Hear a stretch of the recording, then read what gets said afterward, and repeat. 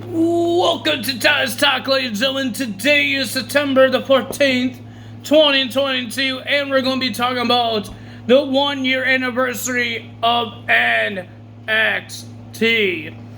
But, ladies and gentlemen, before we get to that, at the end of the show, we heard the voice of the WWE's Hall of Famer, Shawn Michaels, but, yeah, he talked about the future and what NXT is all about. Making new stars, right?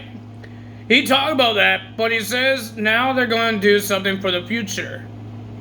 At the end, they show the NXT's logo, the NXT 2.0 logo, turning into black and gold. It's a new logo. It's not the same black and gold logo, but they're going back to the NXT black and gold. I don't know if it's going to be next week because they didn't give us a date. Like, oh, we're premiering new NXT on next month or anything. They just said they just show a new logo for the NXT arena. Because remember, Triple H was not a fan of NXT 2.0. Vince McMahon was. But Triple H loved his black and gold NXT, and he can't make it go back. He can't make the NXT black and gold the same way it was last time. So he has to try and make it different. A different logo, maybe a different arena, different design of the arena. We will see what happens there. But ladies and gentlemen, we got an interesting NXT. We got a new champion. We had a steel cage match. We even got the Super Diva Quincy Elliott making his debut. I thought it was a girl, but it's a guy. Sorry to say, he's acting like a diva. That's a girl thing. But we have a debut, and now let's get to NXT. To start of NXT, the 1 year anniversary of NXT, we got the NXT Tag Team titles in a steel cage match. It will be the Creed Brothers versus Pretty Deadly. It was a pretty decent match. I didn't like the beginning because Pretty Deadly wouldn't stop trying to run away. But ladies and gentlemen, they did some good moves. They did a superplex off the steel cage. They did like a doomsday device with the Creed Brothers on the shoulders of Julius Creed. And then you just see a butterball or a cannonball from Brutus doing a doomsday device. It was pretty cool. But ladies and gentlemen, it got upsetting. Not upsetting, but we can't have the Creed Brothers win while Damian Kemp just handcuffed Julius Creed to the cage. On top of the cage. Like, he has to stand on the turnbuckle and his hand is stuck on the dang cage. He can't rip it off. So Brutus was in a handicap match with the Pretty Deadly. Brutus did a good job until they just start smashing his head through the cage multiple times. Pretty Deadly wins the match. Did you guys know their finishing move is spilled milk? I did not know that. But the winner of that match, and still your NXT Tag Team Champions thanks to Kemp, was Pretty Deadly. But wasn't this match supposed to help them that at Worlds Collide they didn't win by a fluke? Or the help with Kemp, but they still have the help with Kemp. So you guys won by a fluke. Oh, man. Then we got Fallon Henley will be versing Last Legend. And ladies and gentlemen, with Fallon Henley, which she has Briggs and Jensen, and the Connors Cure, they're trying to beat the cancer like every single time. That's a good thing for them, for the children.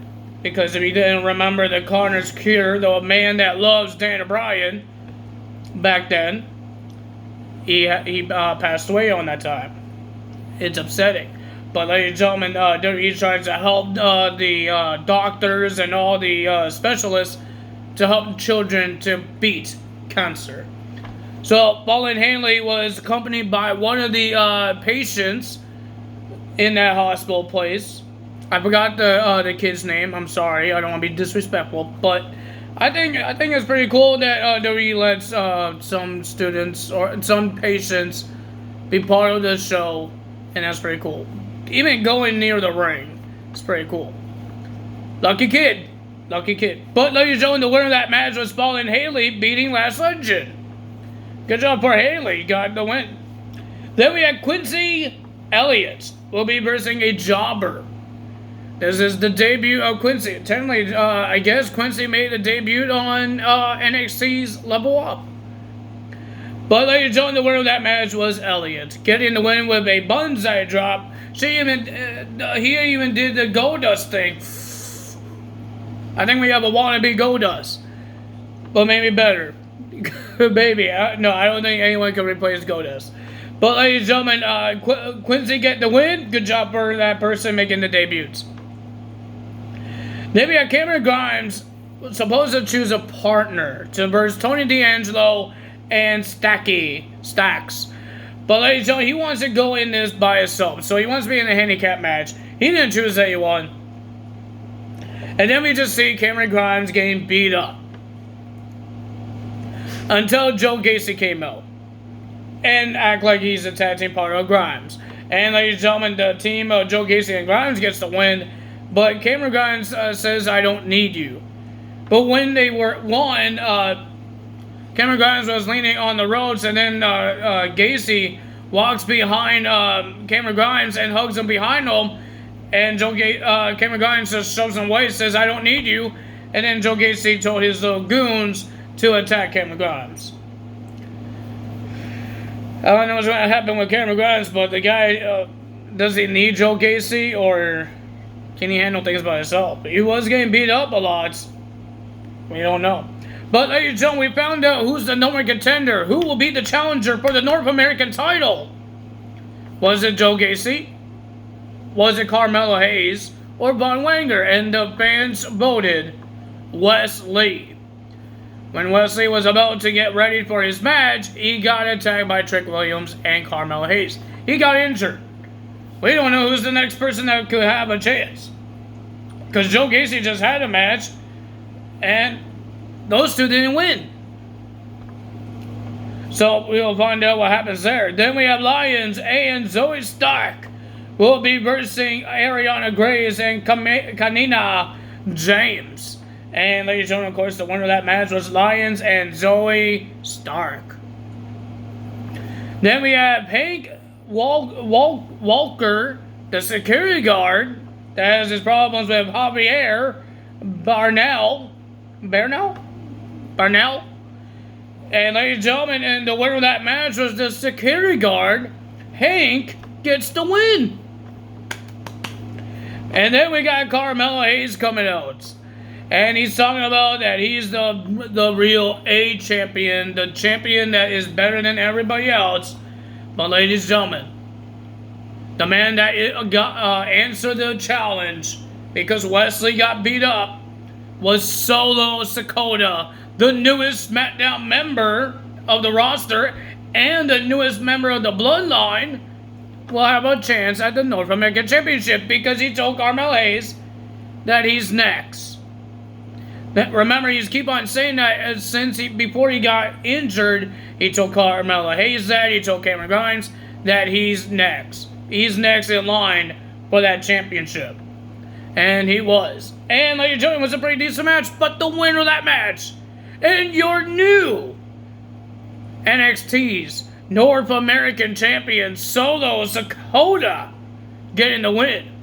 Now the question is, because he's part of SmackDown, Solo, because he got called up, does that mean North American title is going to be defended on SmackDown now? Usually they make the person that is getting called up loses the title, then they get called up, but they called up Solo, and now he wins the NXT North American title, and now he's on SmackDown. Wow. So does SmackDown has another title? Because Roman hasn't defended his title for a long time. They might, while Roman is doing his part-timer stuff, they might make the Intercontinental title the next world title until they want to get rid of Roman Reigns' reign as champion. And then the North American title could be the mid-card. So the replacement world title is the Intercontinental title, because I heard that Triple H is going to make the Intercontinental and the United States Championship big. Make it talkable. Because remember when Vince McMahon was the boss of it? He did not really care for the IC title or the United States Champion. They hasn't defended the titles on a pay-per-view. I understand Bobby Lashley did not defend his title at Clash of the Castle, but he defended the next day after in a steel cage match against The Miz. He's going to defend it again against Seth Rollins next week on Raw. So he's versing top guys. He's not versing jobbers. He's versing top guys. The match between Sheamus and Gunther, that was a hell of a match. They need to. Triple H knows business. Not the way that the Authority was. That's Triple H's. That's not Triple H's creative. That was Vince McMahon's when they were part of the Authority. That's Vince McMahon's thing. He wants the boss always has a rivalry with one of the superstars, just like Vince McMahon had a rivalry with Stone Cold. Vince McMahon had a problem with Triple H. Vince McMahon has a problem with John Cena. Or the general managers have a problem with people. And they want to do the same thing with the Authority with a whole bunch of WWE superstars. But now Triple H says, you know what? We're not going to do that way. We're going to let the actual active roster wrestle each other and make a hell of a show. We're not going to be part of it. We're not going to be part of the storyline. Maybe they won't. Right now, they're not. But Triple H is making good things here. Good job for Triple H.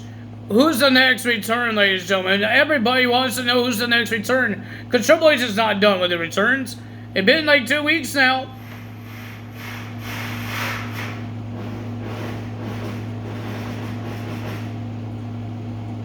Did you guys hear that? That was a loud noise. That was in the hallway out of my apartment. It scared me. But ladies and gentlemen, Triple H is doing a good job, but who's the next return? It's been like 2 weeks almost. Almost 2 weeks. We haven't seen a return yet. The last one was Braun Strowman last week. And I believe Braun Strowman now is on SmackDown. He's a SmackDown star. That's why he wasn't on Raw this week, this Monday. He might be on SmackDown because he might be a SmackDown superstar. I think he was like a free agent until he signed his contract, like the brand contract, and he chose SmackDown. I think he was a free agent. He came back to WWE, he signed his WWE contract, but they didn't know what brand to put him on. That's why he was on both brands. He was on Raw and SmackDown last week. So, now I guess he found his brand. He's going to be on SmackDown. But if you guys enjoyed this video, hit the like button, leave a comment below, hit the subscribe button, hit that notification bell, and I will see you guys tomorrow for AEW results. It still feels weird. No Kenny Omega, no Young Bucks. It's a lot of craziness happening around AEW. Somebody needs to do something with CM Punk. But if you guys enjoyed this video, you know what to do. Tyler's out. Bye!